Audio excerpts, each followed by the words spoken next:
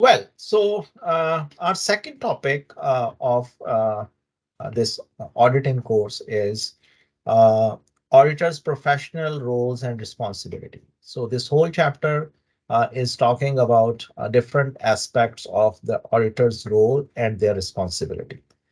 So let's start with this. What are the learning outcomes of this? So describe the current audit environment.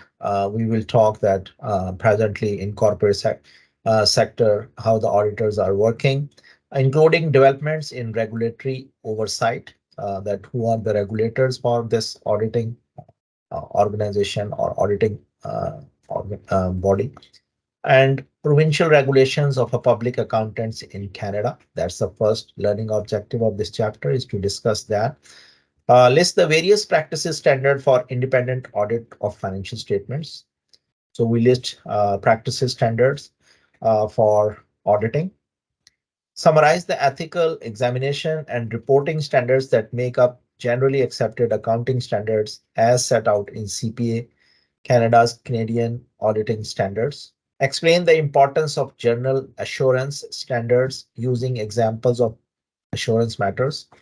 Explain how requirement of quality control standards are monitored for public accounting firms. So the essentials of auditors' professional roles and responsibility, part one, is that public accountants, accounting or accountants provide assurance services by use for use by general public. Uh, the basic requirement for this auditor is that the auditor must be a CPA or a certified public accountant to practice.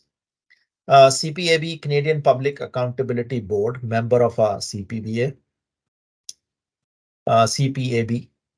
Firms must be registered with CPAB as an auditor.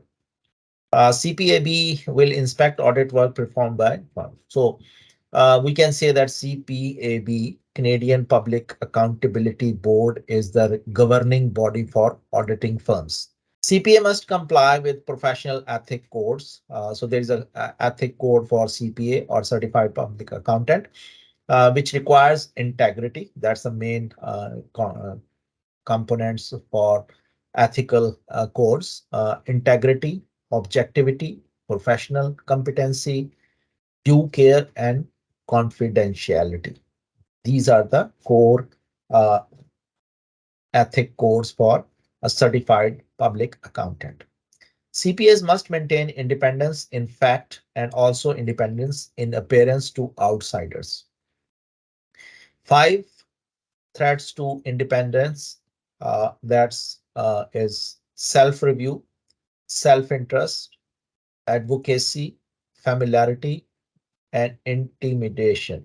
The audit environment has undergone a profound change following several spectacular corporate failures, such as Enron, very famous bankruptcy in US corporate world, and WorldCom in 2002, and the economic crisis of 2008 and 2009. So these are the events that increase the importance as well as the professional competencies for the auditors, because in these scandals there is a one aspect what we observed is that there is a collaboration or a cooperation among the auditors and the auditors, among the accountants and the auditors. So as a result of these failures, the integrity of a capital market is being questioned all over the world. In 2002, drastic legislation was passed in the United States, and we see that there is a Sarbanes-Oxley Act, or we call it as SOX. In US, normally the whatever the law they pass, they name the law towards the one who presented that law. So the Senator Sarbanes-Oxley presented that or put forward that law or regulations, and for that one, that reason we call them as Sarbanes-Oxley Act. SOX and the financial disaster that led to it have had an impact around the world, because the US financial market or corporate sector is the world's largest corporate sector, and those corporate sector or financial market has all the connectivity with the rest of the world. So whatever is going on in the US corporate world or financial institutions, that has a impact on all over the world, and that's what we call it as the reason that in Canada, the CPA Canada had organized the Canadian Public Accountability Board to oversee auditors of public companies.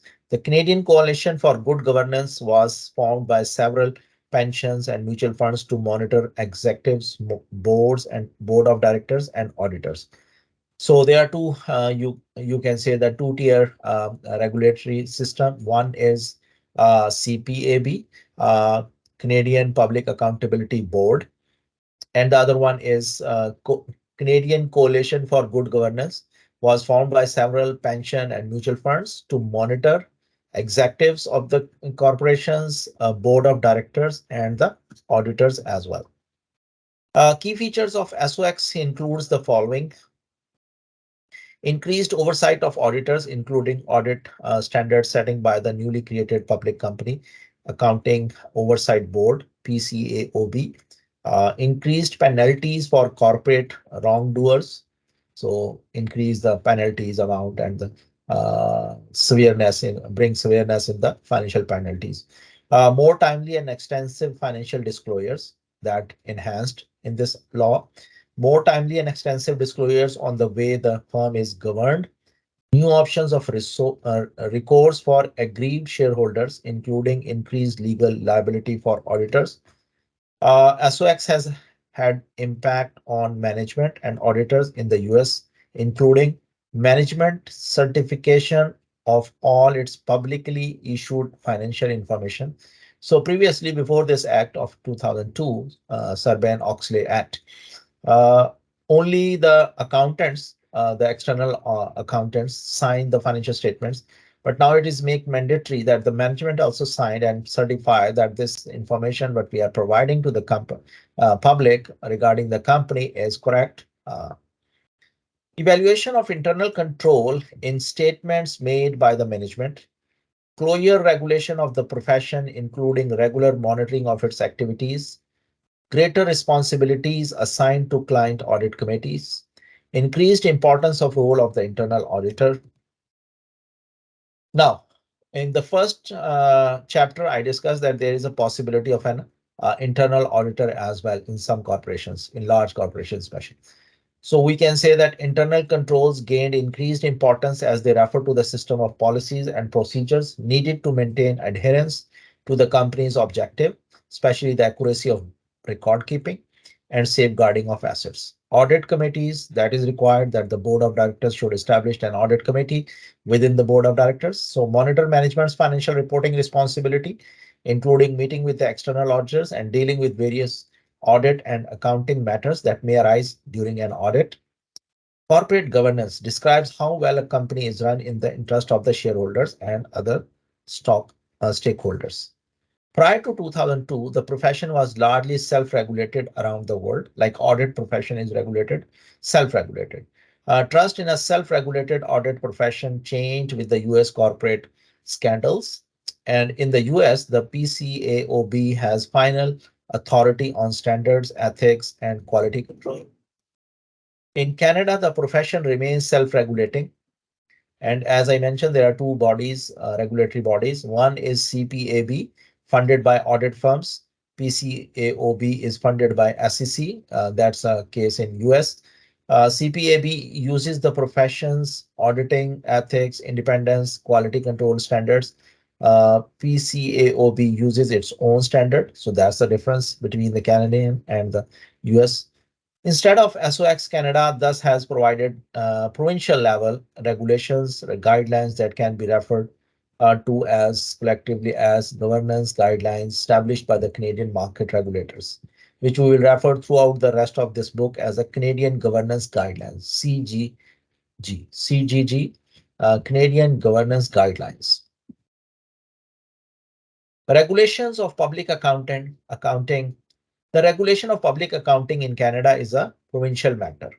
three principal activities of the OSC ensure the orderly functions of a capital market within its jurisdiction, such as the Toronto Stock Exchange, TSX, registering issuers, dealers, and advisors trading in securities and commodity features contracts, monitoring the useful extent of reporting requirements, including those related to prospectuses, takeovers, and continuous disclosure of material information, enforcing the provision of Securities Act and the Commodity Feature Act, monitoring the setting of auditing and accounting standards by CPA Canada, and provides input on emerging issues as well as commentary on proposed standard. Issues staff accounting communique intended to explain the OSC staff's views on specific reporting issues.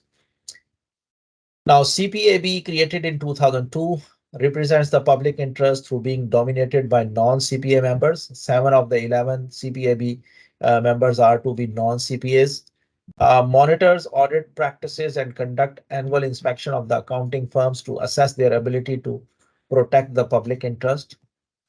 So these are the things that we can discuss in part 1 of chapter 2 regarding the auditing and the standards or the regulatory framework for the auditors.